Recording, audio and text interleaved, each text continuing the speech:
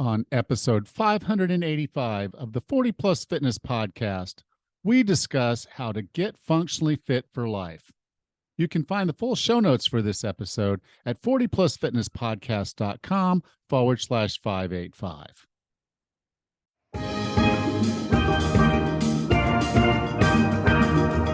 Have you decided you're ready to make a change?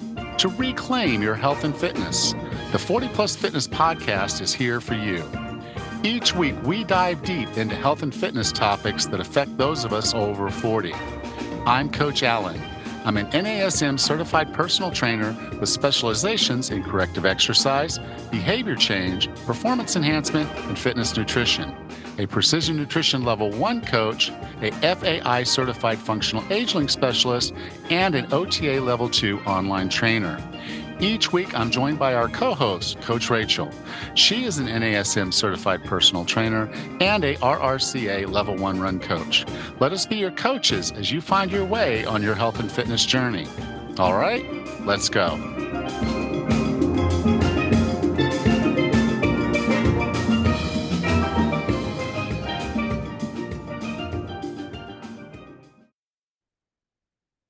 Are you tired of feeling stuck in your weight loss journey? Do you find it difficult to know if you're training effectively? Are you frustrated with the slow pace of progress? If you answered yes to any of these questions, then it's time to take action with 40 Plus Fitness online personal training. You'll have personalized nutrition and training plans designed to address your unique needs and help you achieve your fitness and weight loss goals.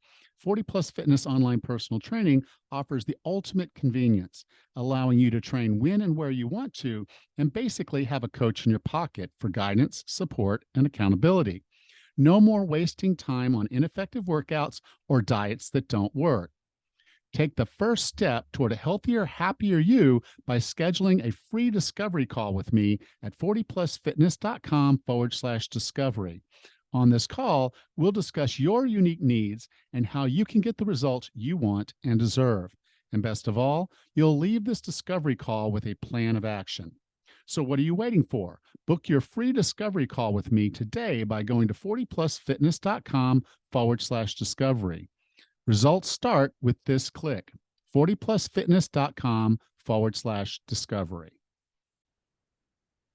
Hey, Raz, how are things? Good, Alan. How are you today? Busy as always, but enjoying it. Bringing on some new clients for my new program, and I'm actually doing a little bit of in-person stuff. One of the reasons I wanted to do the retreat was I kind of missed having someone in the gym lifting and doing the thing. So I went ahead and brought on some local clients, working with them. They're all over 40, so I'm not breaking any rules. But so I'm kind of doing that. And then, our daughter, Summer's getting married in really just a few short weeks. So also planning a trip back to the United States for a few weeks, see family, do the wedding thing. Second and final daughter married off, all kids married off, done. Scratch that. Nice. And then just that's fantastic. And enjoy some time with Tammy while we're up there. Traveling that around. Sounds wonderful. How are things up north? Way up north. Good. I'm doing way up north. I'm the exact opposite of you. I am doing my best to relax and rest this week. I'm kind of in taper. I've got a big race this weekend, so I'm doing my best to get a few miles in, but not too hard, and to do all my recovery and rest tricks and tips that I tell all my athletes. So I'll be ready to go this weekend.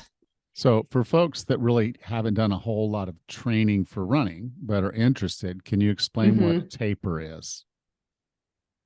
Yeah. So the taper would be the few weeks between your last big week of training and the run, your actual race.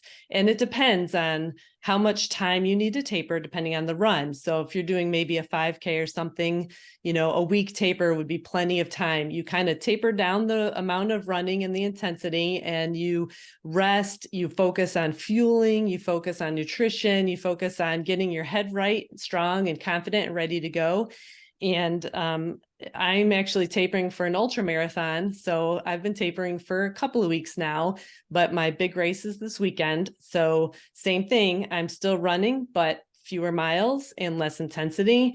And I'm pounding in all the best nutrition and hydration I can so that my body is ready for this weekend for the miles.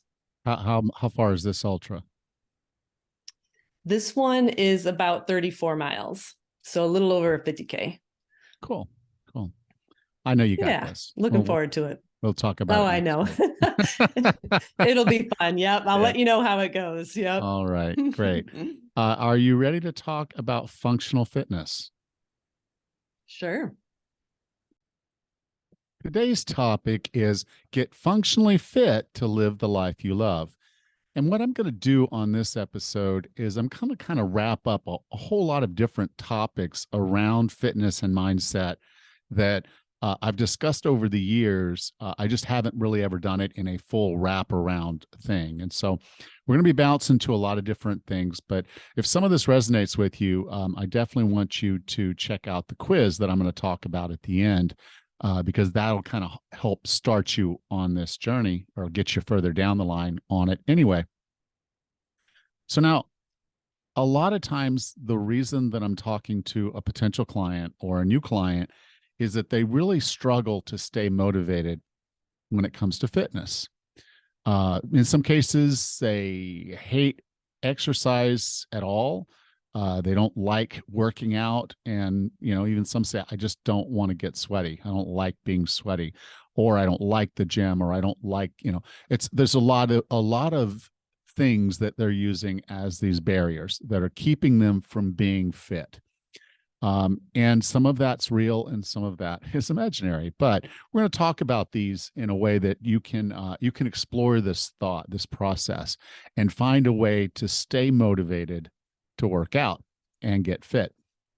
So one of the core attributes for the way I approach training, it's the way I fixed myself, was commitment, getting away from the levels of decision and resolution and willpower and all of that, and really just drilling down into commitment. Now, commitment has two parts.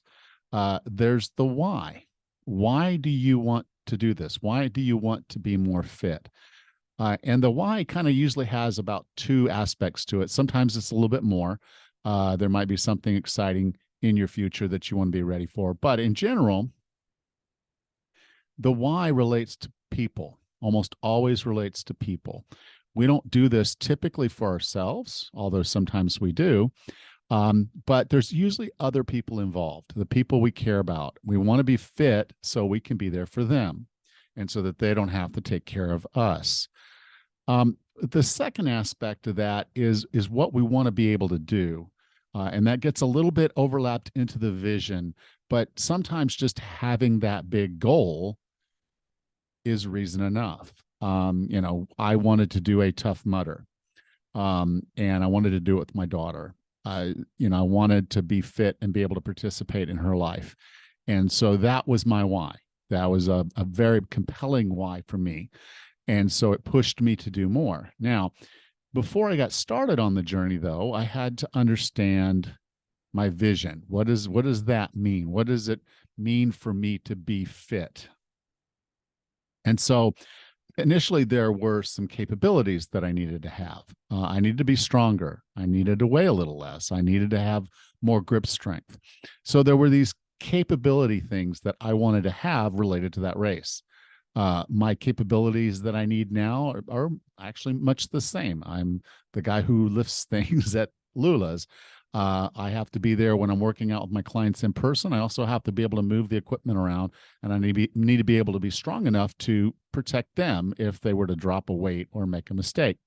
So there are certain capabilities that I need to have in my life. Also, your vision can be driven around lifestyle. We've talked a lot about things that our parents used to do or grandparents used to do that they no longer do. And their lifestyle changed. My grandfather loved to play tennis, and then at the age of 80, he couldn't play tennis anymore. And that changed his lifestyle significantly. not being able to take care of himself, changed his lifestyle significantly. So thinking about the capabilities and the lifestyle that you want to have kind of starts to give you a clearer picture of what your vision is. And then the final bit is about values. And this is where we tie the vision to the why. The values are who you are. They're how you want to be seen in the world.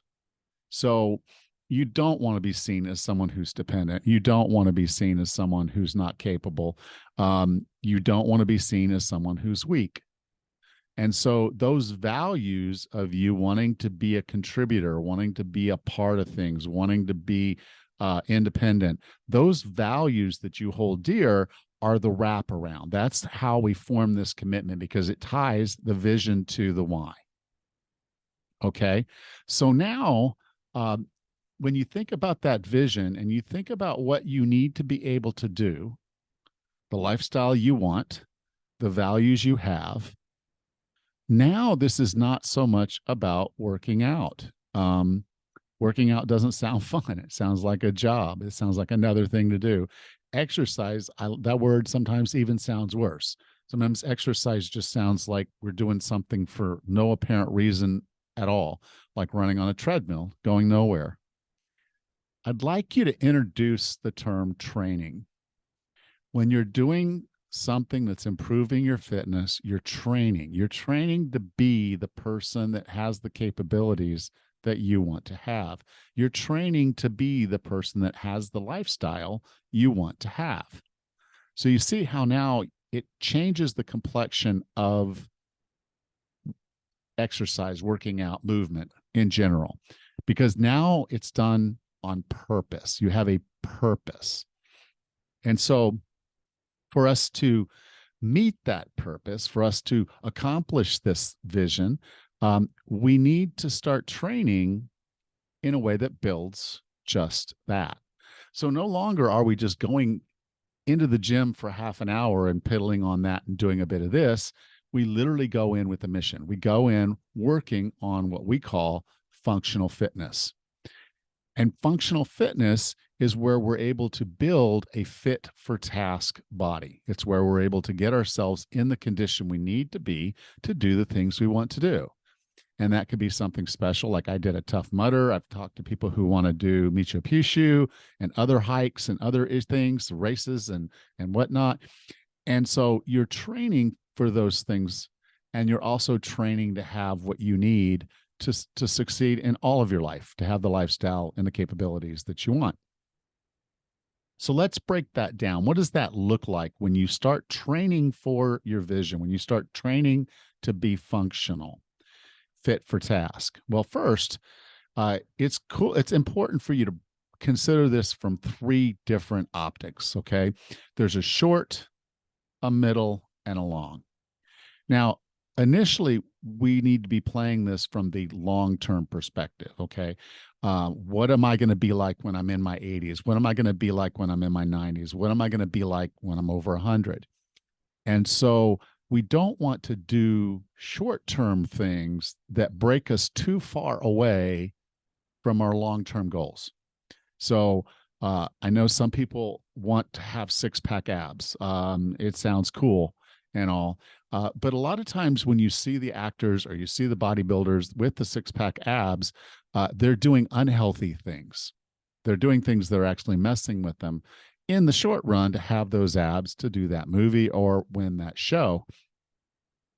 So when you're thinking about this from a long-term perspective, first priority, it changes things a little bit. Now you're doing things to maintain health. Now you're doing things to maintain this over time. We're not damaging joints. We're not doing things that are silly for the sake of a short-term thing. And then you can start looking at the short-term things. So you may want to run a 5K. You might want to lose a little bit of weight. Whatever it is, those short-term things, being able to pick up a tennis racket again, being able to play volleyball again, those short-term things are the quick wins. They're built in such a way that you should use them to know you're moving forward and help build confidence. So the Couch to 5K program tends to be a really good approach for someone that wants to build stamina so they can keep up with their grandkids. And they use that as a training mechanism to start building that stamina, the Couch to 5K. You can go in and start a basic strength program initially for the short term of putting on some muscle so you look a little better for the summer. It's coming up really quick here. But you're looking at your long term and you're going to be able to do more. And so as you watch the weights go up as you get stronger, there's some confidence building there. You know you can get stronger. You see yourself getting stronger. So your long term drives the whole thing. The short term are these little stepping stones that are going to show you how you're moving forward. So they're basically mile markers, and I'll talk about goals in a minute. But this is a way that you build a program that works for you because you get the short term wins building towards the long term.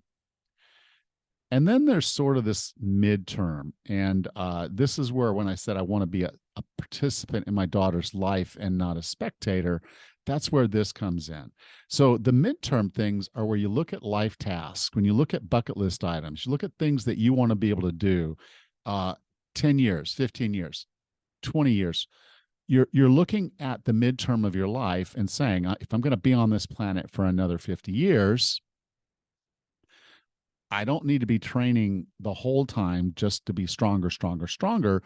I need to have some things that I'm going to enjoy. I want to be able to enjoy my retirement. I want to be able to enjoy grandchildren. I want to be able to enjoy a lot of things in my life. So I'll have these midterm goals that are basically where I expect to be on the aging curve at any given point. Because, see, we have control over our aging curve. When we're still going to age, but we can do it quickly and peter out, or we can slow that down, stay strong, keep our stamina, and be able to do things for the rest of our life. There's zero reason my grandfather should not have been able to play tennis in his 80s. Golf in his 80s. There's zero reason. If he had started training in his 30s and 40s and 50s, he would have been able to play golf, but he played golf and that's all he did. And then he lost golf. So training would have helped keep him in the game much, much longer. Okay. When we look at the long term, we're looking at healthy aging. We're looking at maintaining our health and our independence. We're looking at being able to do the things that are necessary. So I make the joke, I want to be able to wipe my own butt when I'm 105, but that's on purpose. That's my long term. I vision the long term, and I've heard I'm kind of weird for doing this, but vision the long term and build your programming to think in terms of the long term first, then the short term, and then we break out the midterm and say, how does that look? And we manage that, and we have training programs, and we take those steps, and there's always the short term we keep looking at, building towards the midterm and then the long term. But we got to keep that all in mind so we're not sacrificing one for the sake of the other. Now, a few weeks back, I guess maybe a couple of months back, I talked about SMART goals, where we add the extra A, making it SMART goals. Now, if you've worked in business, in a corporate environment, I know you know what SMART goals are. And they're typically listed out as specific, measurable, achievable, relevant, and time bound. Okay. I added action based because if a outcome is your true goal, which, it's a vision is an outcome. If your outcome is the goal, it's really hard to measure. It's really hard to achieve. It's really hard to make it time bound because the outcome isn't 100% in your control. You could have an outcome goal of wanting a PR on your next half marathon or your next 5K, but if you twist an ankle, that's out. It's not going to happen. So SMART goals are about actions. They're things you can. SMART goals are things about actions, things you can control.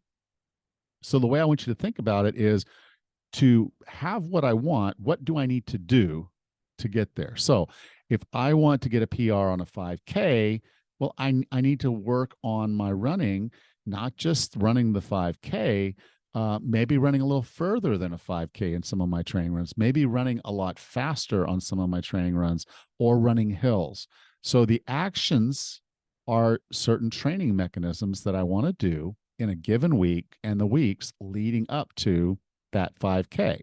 So if the 5K is 8 weeks from now, I might have a training program that says, okay, week one, I'm running, 2 to 3 miles a day, 5 days a week. And then I say, okay, then next 2 weeks, maybe I go ahead and take one of those days and I bump it up to to a 5 mile run.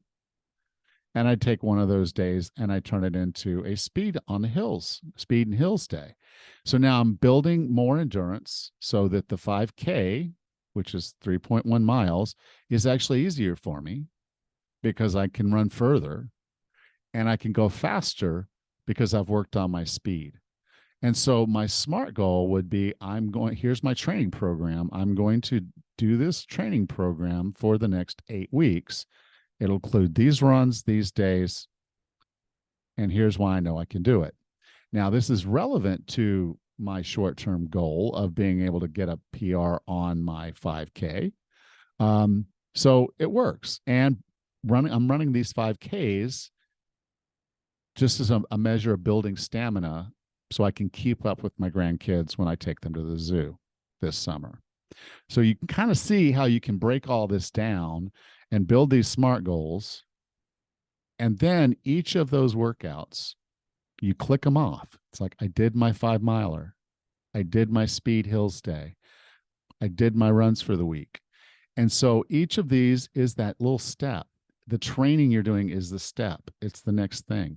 And so that becomes more motivating because you're seeing it happen. Some people, even like Tony Horton was on the show a while back, and he pulls out a paper map and just basically says, let's start checking off workouts. So if 5 runs happens to also correlate with your 5 days of the week for the weekdays, then literally you should see an X or check mark on every one of those days during the calendar. And maybe you have a couple where you say, if I miss it, I'm going to make it up on Saturday or Sunday. You can do that too. But you see the check marks, you see them happening. You're getting a streak going, you're getting it going, you're seeing the results. And so that's where this all kind of comes together. Now, all that said, this sounds practical and easy when I say it, right? And you've probably gone down this line a few times of setting goals and starting the workouts, and then something happens along the way that derails you, okay? And that something is us. It's our own mindset. And so that's where the rubber hits the road on a lot of this, is going through that self-awareness practice so we know what our tendencies are. We know what's going to go on. I wake up in the morning and I'm supposed to do my run and it's raining, and then I don't do my run. What happens? Well, maybe I miss the next run too, or I eat like crap that day because I messed up. I didn't do my run. I should have got on the treadmill and done my run, or I should have run in the rain or whatever, but I didn't. And so a lot of times we get in our own way. Now, in doing that self-awareness work, and this is really work you'll do for the rest of your life. There's no, we don't really ever solve ourselves. We just learn more, and that makes us better at being ourselves. And so as you go through your self-awareness work and you keep going through your self-awareness work, it's worth going back and kind of re-looking at it and reanalyzing it. And so as I've worked with clients over the years, I basically come up to about 5 different mindsets as people approach fitness. And each of these mindsets, if they're not worked toward and understood, tend to get in the way. So they can block you from being more fit, but many of them are also superpowers. If you know them, you can lean in and figure out how that mindset can make you stronger, how that mindset can make you faster, how that mindset can help you build stamina so you can go longer. So all the fitness things that you want, once you know your fitness mindset, it makes it a lot easier to stay on course and get where you want to go. And so if you want to learn about this and you want to learn what your primary blocker is, you can go to 40plusfitness.com/fit. Okay, this is a free quiz. It won't cost you anything. It takes about 60 seconds. So quite literally, if you started right now doing the quiz online at 40plusfitness.com/fit, you'll finish that quiz before we finish this episode. Okay. And now this will tell you what your primary blocker is, and then you'll know what you need to do to get past it and use it to move forward. I don't run all of my clients through this, but I have a good conversation with them at the very beginning of our sessions. And we talk about that, what they are and how they work. And 9 times out of 10, I could just call out their primary mindset at the beginning, because the words they use and how they approach it and what they've done in the past, it becomes apparent to me. So this quiz is going to help you a lot figure out what your fitness blockers are. So you can go to 40plusfitness.com/fit. So let's take a step back and kind of recap what we've talked about today. Okay. You need to be a certain person. You need to be a certain person today, tomorrow, and maybe 50 years from now. And to be that person, you need to train. And so when you train for a purpose, a function of who you're going to be, that's functional fitness. So you should look at your training, not exercise or workouts or sweat sessions or whatever. They are you doing something to train yourself to be something else. Like we went to high school to graduate high school to be adults and live in the society and know how to speak and write and read and everything else, right? This is training. It's the same thing. Okay. Now, when you're looking at your training, you want to focus on all of your needs across your entire lifespan, your aging span.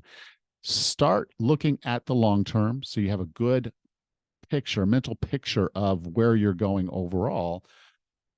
Then you can start working on the short ones that are going to give you kind of that quick hit, confidence boost, easy win, quick win. So that's the thing you can do that's going to happen this month.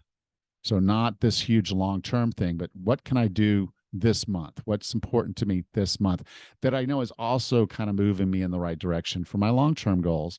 And then you can start peppering in the medium ones. So maybe you were retiring at 65 and you want to go do Machu Picchu. And so you want to be fit from a stamina and strength perspective to be able to do that at 65.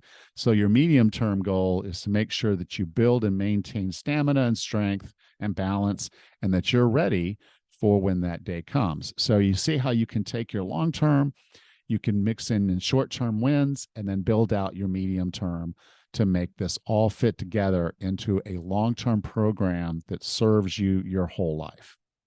Now, the way we get these short-term ones done, and that just builds the blocks going forward, is the mile markers to keep us moving forward, are the SMART goals. So we're specific, measurable, attainable or achievable, and action-based, relevant. So they tie back to who you want to be long-term, medium-term, and short-term, and they're timely. So again, most goals need to be a month or maybe a quarter, but usually a month. And when you're doing the month to month, it allows you to adjust as your life changes. You can adjust them. So timeliness needs to be in your face. It needs to be now. And so if you're writing your goals for your short terms that are driving towards your medium and long terms, you've got everything set out in front of you. And the only thing left to do beyond that is to look for those blockers and do some self-awareness work so that you know what could get in your way and what could prevent you from reaching those goals and therefore hitting your short, medium, and long-term visions for who you need to be. So I hope this was helpful for you. If it was, go ahead and email me or message me on Facebook. And let's have a conversation. I'd be interested to know what your long-term vision looks like and how you want to build a program for yourself that's going to take you there. So message me on Facebook, or you can email me, coach@40plusfitness.com. Welcome back, Raz. Hey, Alan. I always love talking about functional fitness and being fit for task. And the other thing I like to talk about, especially something I've been reflecting on lately myself, is having this level of fitness later in life. We spend a lot of time planning, our careers, our families. We know we're going to retire. We put money away in the account for that. And, but we don't spend quite as much attention to detail or planning on planning a healthy retirement. Like, I want to travel. Mike and I want to be busy when we do get the chance to retire. And we want to be healthy enough to hike mountains and do all sorts of fun stuff in our retirement. So, we kind of need to start planning now so that we're active and healthy and good to go today, so that a decade or 2 decades from now, we still have maintained a level of fitness so that we can be as active as we want later in life. So yeah, the way I kind of equate that is your fitness paycheck to paycheck, or is your fitness, are you investing in a 401k? So there's going to be something there later. Right. You know, Sure. Yeah, so, that's a great way to look at it.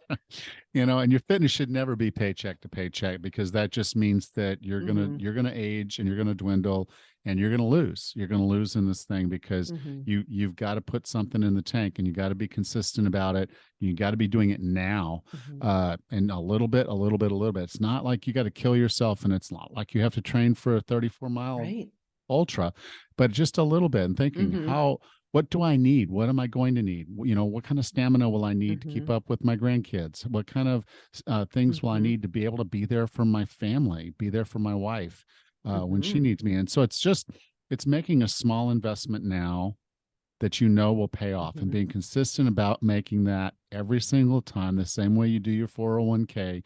It just becomes automatic. You just do it, and you don't think about it anymore. You just do it. And there are times where you step it up a little because you can, and it makes sense. And there's times you back it up a little bit because you just can't, but you're always putting something in, and you're always on it. And not looking at this like I'll do that tomorrow. This paycheck to paycheck kind of fitness.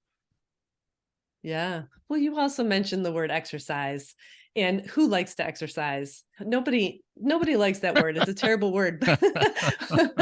Well, we do, but we're not really exercising. Like you said, we're training, we're doing something that we love. And I love to run, you love to lift heavy things, other people might like tennis, or pickleball is a really growing sport right now. And there's all sorts of things that are out there. And when you're doing something you love, pickleball is not exercise. Hiking the Appalachian Trail is not exercise. You're training to do these things, and it just gives it a whole different connotation. And I'm sure that there's something out there that somebody would love to do. Maybe not running like I do, but there's got to be something out there. Yeah. And if you find that there's just something holding you back and you're just really not wanting to do this, then I would definitely look at that quiz I talked about, the 40plusfitness.com/fit. So 40plusfitness.com/fit. It'll take you 60 seconds, and you'll learn something about what might be keeping you from making that investment. Perfect. That sounds like a great thing to do. All right. Well, Rachel, I'll talk to you next week. Great. Take care, Alan. You too. Next time on the 40 Plus Fitness podcast, we meet Dr. Lee Hood and Dr. Nathan Price and discuss their book, The Age of Scientific Wellness: Why the Future of Medicine is Personalized, Predictive, Data-Rich, and in Your Hands. Until then, have a happy and healthy week.